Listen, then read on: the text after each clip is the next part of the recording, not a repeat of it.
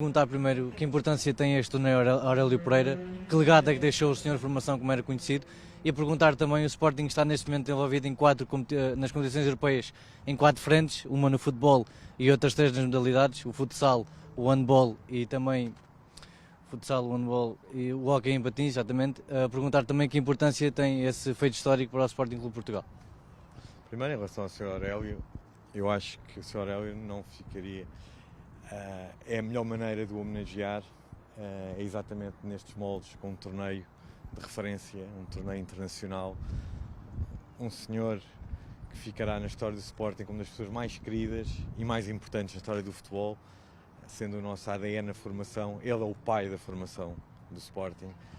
E um torneio destes, eu sei que o Sr. Aurélio está a rir de felicidade, a sorrir, muito contente por ver o seu legado da maneira como todos gostaríamos de vê-lo, feliz, com miúdos, com grandes equipas, e acho que não há a melhor maneira de homenagear o Sr. Aurélio. E já agora dar os parabéns ao Betis, que venceu o Sporting na final, um torneio com grandes equipas, Manchester City, Real Madrid, PSV. Será um torneio de referência a nível de formação, que o Sporting foi a primeira edição e iremos continuar. Em relação ao momento que falou, eu acho que é dos melhores momentos da história do clube. Ter 3 equipas nos quartos de final da Champions League, nas suas competições, handball, hóquei, temos ainda o futsal na meia-final e temos o futebol nos quartos de final da Champions League.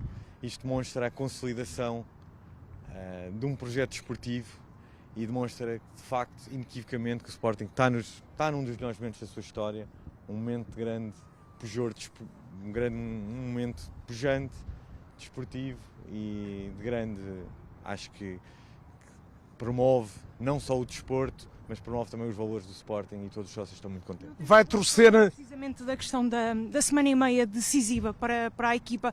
Como é que encara também esta semana de Liga dos Campeões, depois o derby com o Benfica e depois também as meias finais com o Futebol Clube do Porto?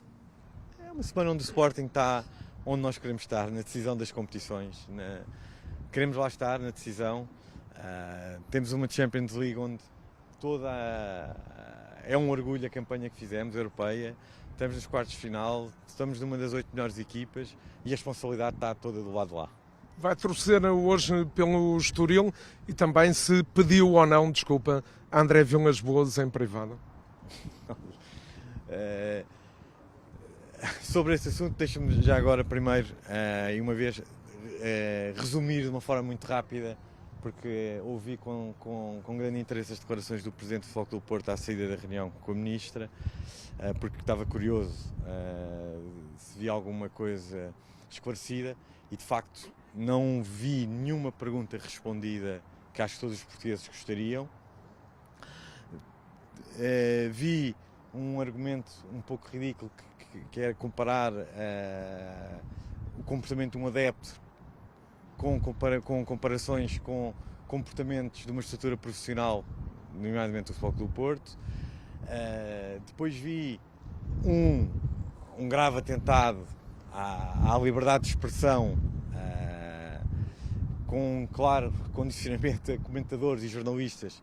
E aqui peço já agora também apenas uma ajuda para poderem enviar essas declarações para o Presidente da Associação de Desporto, para a Associação dos Jornalistas do Desporto, o Sr. Manuel Queiroz, provavelmente estava de férias, das férias da Páscoa, e não assistiu.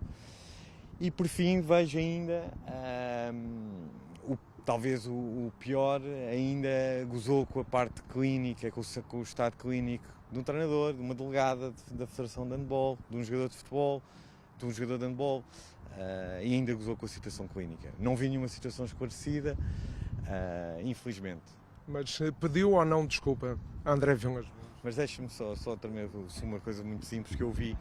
Após essas declarações, eu reparei que muitas pessoas, e até de certa forma a dizerem que já chega a Sporting e Porto a terminarem com isto, mas o Sporting não começou nada. O Sporting não agrediu.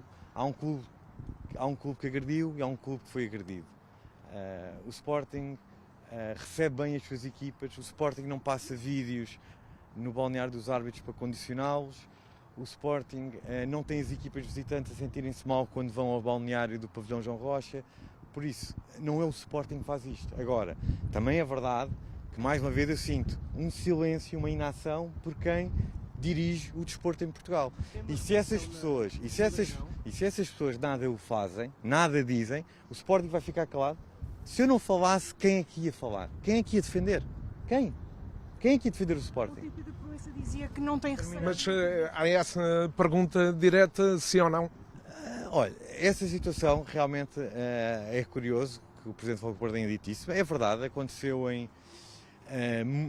uma reunião promovida pelo Pedro Proença na Cidade do Futebol, onde estava Sporting, Benfica, os presidentes apenas, Presidente do Braga, Presidente do Benfica, Presidente do Sporting, Presidente do Futebol Clube do Porto, onde nós, uma vez que apoiámos Pedro Proença, quisemos saber qual era o estado atual de determinados dossiês. E foi uma reunião bastante positiva, construtiva, onde todos, juntamente com o Presidente da Federação, avaliámos o estado e determinados dossiês importantes para o desenvolvimento do futebol português e de reformas, e foi uma reunião produtiva, uma reunião onde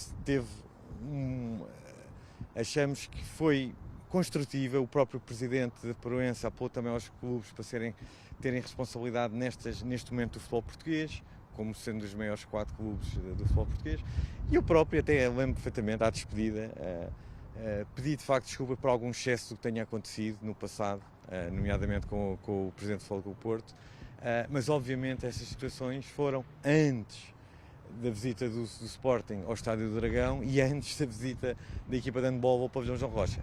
Mas já agora, se o Presidente do Futebol Clube do Porto, uma vez que partilhou esse episódio privado, então eu vou partilhar um que é muito mais interessante para vocês. Estávamos nós em plena altura, há cerca de um ano, estávamos em eleições para a presidência da Liga e os 4 presidentes, juntamente com um acompanhante, nomeadamente o Benfica, o Presidente Rui Costa veio acompanhar com o Nuno Catarino, eu com o Francisco Salgado Zenha, o André Vilas Boas, o Presidente André Vilas Boas com o Pereira da Costa, Rui Costa com o Nuno Catarino e o Presidente Salvador com o André Viana. E reunimos num hotel em Gaia, onde entrevistámos os candidatos à presidência da Liga. Na altura, João Fonseca e Reinaldo Teixeira, o atual presidente. E uma coisa bastante curiosa foi quando estávamos a entrevistar o candidato, na altura candidato Reinaldo Teixeira, o presidente André Vilas Boas faz uma questão e diz o seguinte: Reinaldo, uma coisa que para nós é extremamente importante, para o Futebol Clube do Porto, é a questão da verdade esportiva e dos casos de justiça. Nós não queremos um Presidente da Liga, um Presidente da Liga tem que ter mão de ferro nestes assuntos. E virou-se, estávamos numa mesa, vou referir estas 8 pessoas, e o Presidente do Futebol Clube do Porto até vira-se para o Presidente Rui Costa e diz: olha, isto até nos afeta aos dois, porque na verdade não tenho problemas em dizer isto, tanto no caso do Futebol Clube do Porto com o apito dourado, como fica o caso dos e-mails, estes casos são uma vergonha, e eu queria que o Presidente da Liga assumisse que isto não pode voltar a acontecer, etc. Na altura o Presidente de Rui Costa, até prudentemente, não fez nenhum comentário, mas eu só gostaria de saber se Vilas Boas, se publicamente, também faz o mesmo comentário sobre o apito dourado, que é uma vergonha para o desporto português. E Estoril hoje